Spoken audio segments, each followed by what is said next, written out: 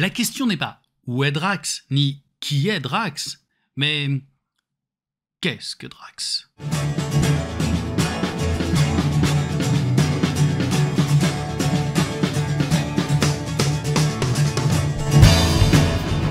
Hello et bienvenue sur Marvelous, là où on ne parle que de... Ben oui, Marvel champion, évidemment. Aujourd'hui, on se retrouve pour une analyse de personnages tout vert et très énervé. Et non, c'est pas Hulk, parce que c'est un personnage qui est bien. Désolé, Hulk. En plus, l'autre différence qu'il a avec un autre personnage tout vert, celui dont on va parler, c'est qu'il a plein de tatouages. Ladies and gentlemen, let me introduce to you Drax, notre ami Drax, qui est un gardien de la galaxie. Alors, sans plus attendre, on va analyser la carte identité de Drax. Donc, Drax, il a 4 de rec.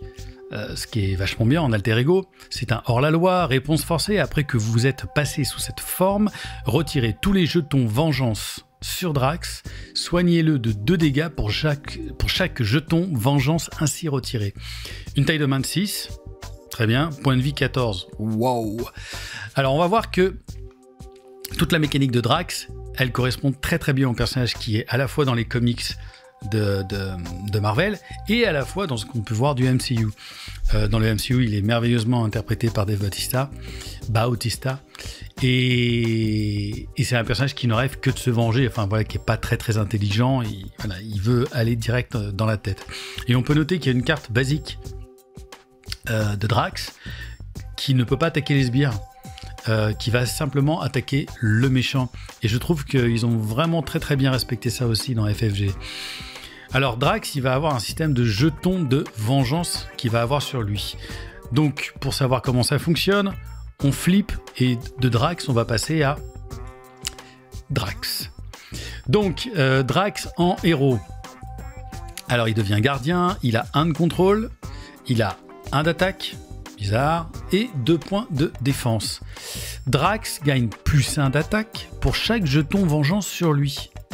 Mais comment on a ces jetons vengeance? Très simple, réponse. Après que le méchant a attaqué Drax, donc après l'attaque, placez 1 jeton vengeance sur lui jusqu'à un maximum de 3. Si vous ne pouvez pas, c'est-à-dire si vous avez déjà 3 jetons vengeance, vous piochez une carte après avoir été attaqué. Donc, voilà toute la mécanique de Drax. Il va falloir qu'il prenne des pêches.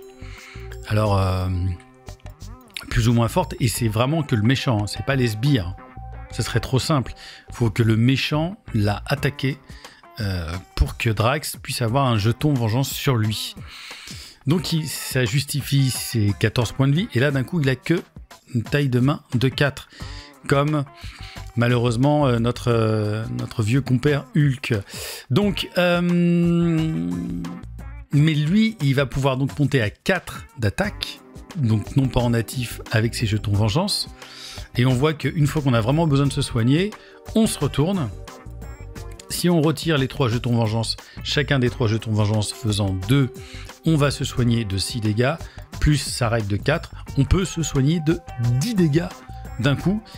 Ce qui est vachement bien. Moi, j'aime beaucoup cette mécanique. J'aime beaucoup le fait qu'il va se défendre à 2, c'est déjà pas mal. Il va prendre des petites pêches au début et on va le builder comme ça. Et l'idée, c'est de le garder le plus longtemps possible, bien évidemment, en héros. Et pour ça, il n'y a qu'une seule affinité qui nous sert, qui nous aide vraiment à pouvoir le faire, mais on va en parler après. Voilà, je trouve que c'est un personnage, une carte identité qui est hyper intéressante, qui correspond bien au personnage. Maintenant, c'est sûr, la taille de main de 4, qui va être handicapé pendant minimum 3 tours, puisqu'il va falloir qu'on ait un maximum de jetons vengeance. Au-delà de ces 3 tours, si on arrive à tenir, évidemment, on va pouvoir piocher une carte supplémentaire dès que le méchant nous attaque, pour commencer notre tour d'après à 5. Voilà. Maintenant, on va regarder effectivement ces cartes signatures avec tout d'abord une extraordinaire, je pèse mes mots, Mantis, qui est une alliée signature qui, à mon avis, pour moi, est vraiment tout en haut. On fera un jour une tier list pour les alliés signatures, je l'ai déjà dit, mais c'est vraiment très important parce que Mantis, elle est énorme. Elle coûte que 2. Donc, elle a 2 de contrôle et 1 d'attaque. Alors, pour 2 de contrôle, elle a un seul dégât consécutif, et pour 1 d'attaque, elle a 2 dégâts consécutifs. Donc elle va pas être là du tout pour attaquer. Elle a 3 points de vie, c'est un gardien. Son action, incliner Mantis et infliger lui 1 dégât, soigner 3 dégâts d'une identité. Donc ça peut être vous, ça peut être quelqu'un d'autre lorsque vous jouez en coopération. Mais évidemment, on va surtout s'en servir. Pour qui? Pour Drax. D'ailleurs, dans le film, on le voit bien, souvent elle lui pose les mains comme ça pour le calmer, etc. Donc, je trouve que la mécanique des deux est top, parce qu'elle va permettre à Drax de pouvoir se soigner 3 fois de suite. On va pas du tout l'utiliser comme tank, hein. Mantis, c'est un tank tout seul, de toute façon, Drax. Et elle va pouvoir le soigner jusqu'à 9 points de dégâts. C'est énorme. Et si elle le soigne de 3 points à chaque fois, et ben c'est ces fameux 3 tours qu'on va pouvoir passer à prendre des petits coups dans la gueule. Donc avec les deux de défense, on va passer 3 tours à en prendre un petit peu. Et après, on sera full jeton vengeance et on piochera des cartes à chaque fois. Ceci grâce à Mantis. C'est vraiment, à mon avis, la première carte qu'il faut aller chercher. C'est hyper important, Mantis. Et surtout, n'attaquez pas avec elle, il n'y a aucun intérêt. Au pire du pire, vous pouvez contrer à 2 si jamais vous sentez que ça monte un tout petit peu trop niveau manigance. Mais voilà, il faut la garder sur le board et vraiment l'utiliser pour soigner Drax. Maintenant, au niveau de ses améliorations. Alors c'est très drôle, j'aime beaucoup, pour 1, c'est vraiment pas cher, le couteau de Drax. Restreint, c'est une arme, 2 cartes restreintes max par joueur, vous connaissez maintenant le système. Tant qu'il est sous forme de héros, Drax gagne +1 d'attaque. C'est énorme. Il va pouvoir monter avec ses 3 jetons vengeance à 5. 5 d'attaque. C'est incroyable. C'est vraiment génial. C'est énorme. C'est-à-dire qu'il tape plus fort que Hulk en natif. Même avec son amélioration, Hulk, je crois qu'il monte à 4. Donc c'est incroyable. Alors, on va mettre du temps avant d'arriver à ces 5. Mais c'est génial. C'est pour moi une très très très bonne carte. Et puis l'autre amélioration, c'est l'autre couteau de Drax. Donc pareil, restreint. Tant qu'il est sous forme de héros, Drax gagne riposte 1. Ben voilà. Si vous avez ces 2 améliorations avec Mantis, a priori, vous pouvez rester en Drax héros et mettre des pêches incroyables, parce que même quand il va se faire attaquer avec ses 2 de défense, il va mettre forcément une riposte, et quand il va attaquer quand il va se faire attaquer, je voulais dire, et quand il va attaquer, il va mettre 5 points de dégâts. C'est vraiment énorme, et il a ce qu'il faut pour pouvoir se guérir. On parlerait que ces 4 cartes-là, vous pouvez déjà presque gagner une game avec ça, en abusant un peu, mais pas loin. Amélioration, aussi on a une maîtrise du je parle pas très bien le Drax. C'est une compétence réponse de héros. Après que Drax a effectué une attaque de base, piochez une carte pour 1. Et c'est une ressource mentale, j'ai pas parlé des autres ressources qui sont des ressources vibranium, joker. C'est génial. Dès que vous allez attaquer, vous prenez une carte. Et si ensuite vous avez effectivement full jeton vengeance, vous piochez une carte. Donc ça devient vraiment très intéressant la mécanique, ce qui fait que la taille de main de 4, et ben au bout de 3 tours, vous aurez forcément toujours à peu près 5 cartes en main.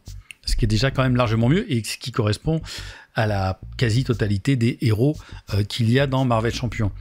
Formidable amélioration aussi. Et enfin, dernière amélioration, pour 2, trop têtu pour mourir, j'adore aussi le dessin. Interruption de héros, condition. Quand vous êtes censé être vaincu, donc quand vous avez pris full blast et que vous êtes prêt à mourir, fixez les points de vie de Drax à 4 à la place, passez sous forme d'alter ego et retirez cette carte de la partie. C'est une carte qui est géniale. Elle va vous sauver la mise une fois. Donc ce qui fait que vous allez rester le plus longtemps possible en Drax en étant sûr de ne pas mourir. Donc c'est formidable. Alors, évidemment, ça vous demandera de virer tous les jetons et de pas pouvoir vous soigner, puisque là, vous serez à 4 points de vie, donc il va falloir un petit temps avant de vous remettre en forme. Mais je trouve que ça permet dans une situation un peu compliquée, de se dire, ok, moi je vais prendre peut-être, si vous êtes en coopération et que vous avez un de vos partenaires qui est en grosse difficulté et que vous savez qu'a priori vous allez mourir sur ce coup-là, bon, ça vaut peut-être le coup de jouer d'avoir joué cette amélioration bien évidemment en amont et de se sacrifier avant de revenir. Alors après, évidemment, il va falloir revenir et c'est toujours un tout petit peu long le build-up. Mais je trouve que c'est encore une très bonne amélioration. Et ensuite, on a 5 événements différents. Alors, qui fonctionnent par 2, hein, si je dis pas de bêtises, voilà. On a les représailles, d'abord pour 0. Après que le méchant vous a attaqué, infligez-lui X dégâts, X étant égal à votre attaque.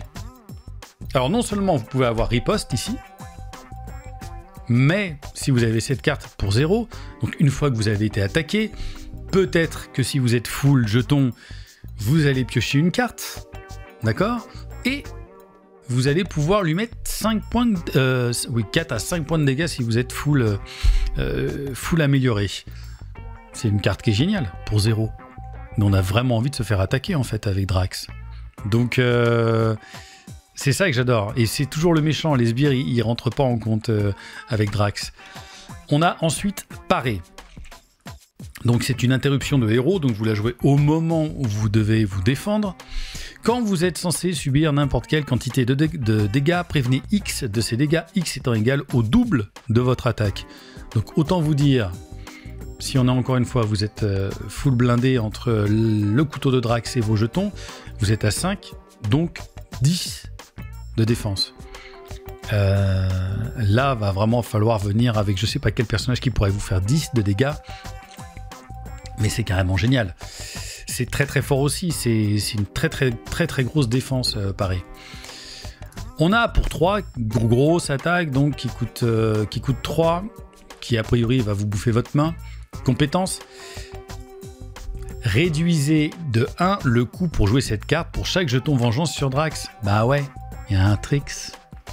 Elle peut vous coûter 0 cette carte. Et résultat, interruption de héros, quand vous effectuez une attaque de base, vous gagnez plus 5 d'attaque pour cette attaque.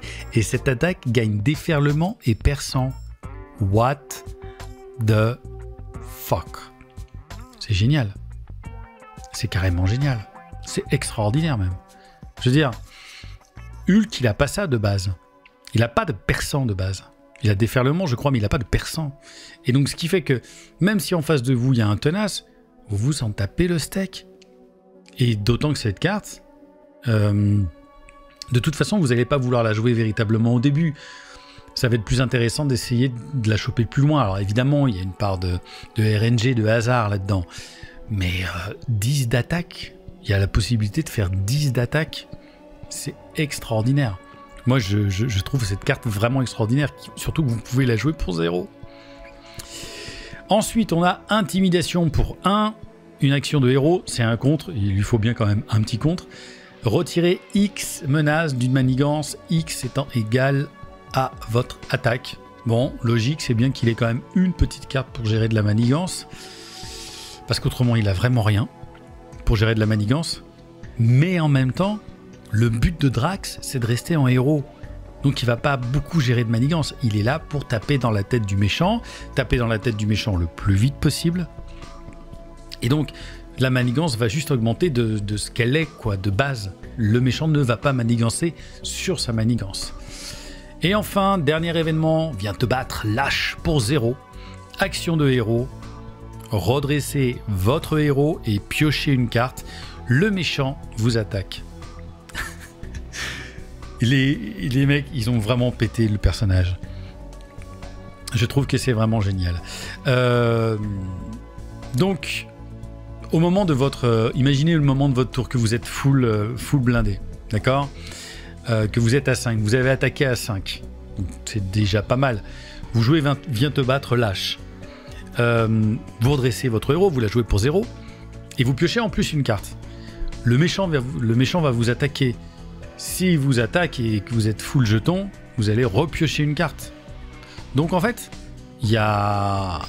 Et pour peu que vous avez aussi la riposte, il va prendre une riposte, ou pour peu que vous avez l'interruption, ou pour peu que vous ayez l'attaque derrière, vous allez pouvoir lui mettre 10, voire 15 dégâts en un tour.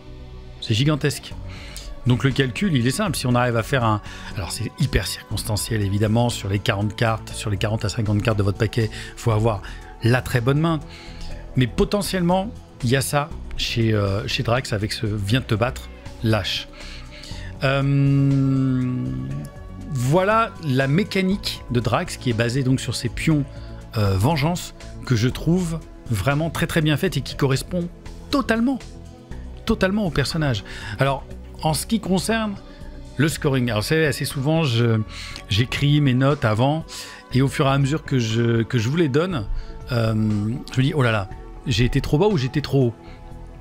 Et là par exemple pour Drax, pour la carte identité de Drax, Drax et Drax, j'ai envie de dire c'est ok, c'est une bonne carte, la mécanique elle est vraiment très très sympa et ça donne envie de voir. On se dit tiens, il y a une mécanique qui est mise en place qui est tout autour du jeton vengeance.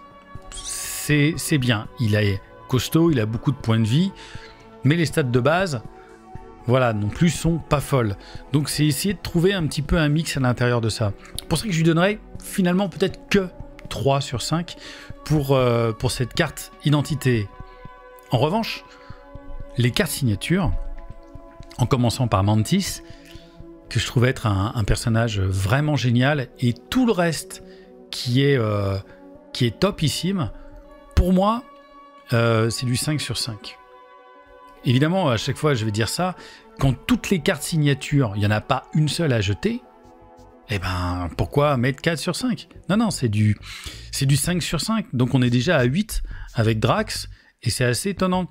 On pourra réfléchir ensuite à savoir quel est le meilleur personnage gardien de la galaxie. J'ai ma petite idée, mais on verra quand on les aura tous faits. Je trouve que ça vaut vraiment, vraiment le coup.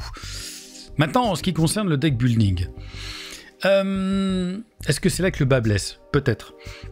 On va dire que Drax, il a vraiment une affinité pour lui. Et cette affinité, c'est celle de protection, qui est évidente. Si je dis pas de bêtises, d'ailleurs, c'est celle qui est vendue avec le paquet héros. Donc, auquel cas, précipitez-vous pour aller l'acheter, évidemment, au troll savant. Parce qu'il va falloir que Drax reste en Drax. Qui reste en héros le plus longtemps possible. Et vous avez toutes les cartes dans la protection qui vont lui permettre de se soigner, de pouvoir virer des états sonnés grâce à l'infirmière de nuit.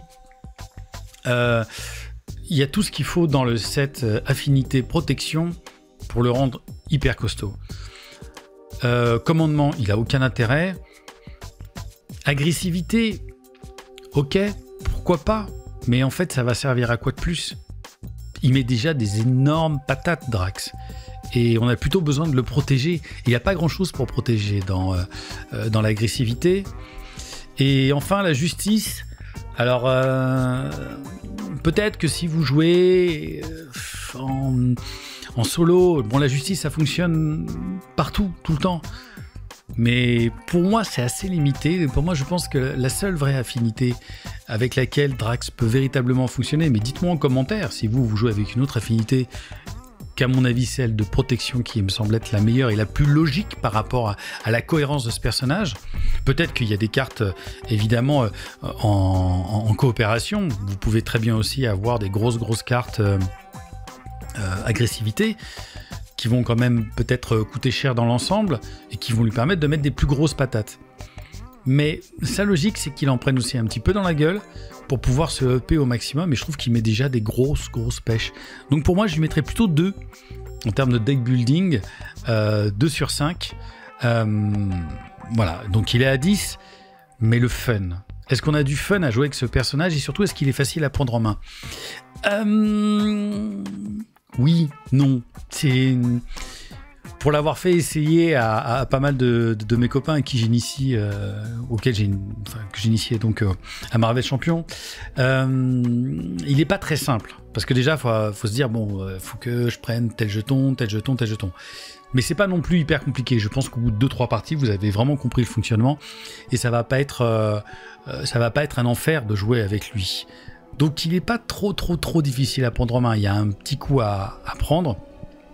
Mais après, je pense que c'est assez logique son mode de fonctionnement et sa mécanique qui est quand même ultra sympa, et il est surtout 100 fois plus puissant très clairement que Hulk, ou tous les autres personnages verts à mon avis de Marvel Champion, y compris Miss Hulk.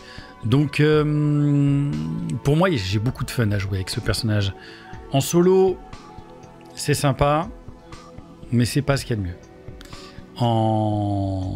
Vraiment en multi, en coopération, c'est un super personnage. C'est pour ça que je lui mettrais moi un 4 sur 5, ce qui nous fait donc un total de 14 pour Drax. Et donc c'en est terminé pour cette analyse de Drax, l'alter ego, et donc Drax le héros. Il n'y a que dans les Gardiens de la Galaxie, je crois, qu'il y a autant de personnages qui ont le même nom en alter ego que en héros. Il doit y avoir que Star-Lord, Peter Quill, qui a deux noms différents. Dites-moi en commentaire quelle note vous donneriez vous à Drax, et est-ce que vous avez du fun et du plaisir à jouer avec lui. Encore une fois, si vous êtes plus ou moins débutant et que vous découvrez Marvel Champion, je pense que ça fait partie des très bons héros à pouvoir aller acheter. Précipitez-vous sur Drax. En tout cas, perso, j'adore. Si vous avez aimé cette vidéo, évidemment, n'hésitez pas à mettre le petit pouce bleu ou un petit pouce vert pour Drax, pour montrer votre soutien. Bien sûr, si ce n'est pas déjà fait, abonnez-vous à la chaîne du Troll Savant. Et surtout, cliquez bien sur la petite cloche là pour ne louper aucune notification pour toutes les merveilleuses émissions, le Kickstarter, le WhatsApp Troll de la chaîne du Troll Savant. Quant à nous, on se retrouve très bientôt pour une nouvelle analyse de héros de Marvel Champion. Lequel ce sera? Est-ce que ce sera encore un personnage vert? À vous de me dire en commentaire. On se retrouve très vite. Ciao, Marvelous.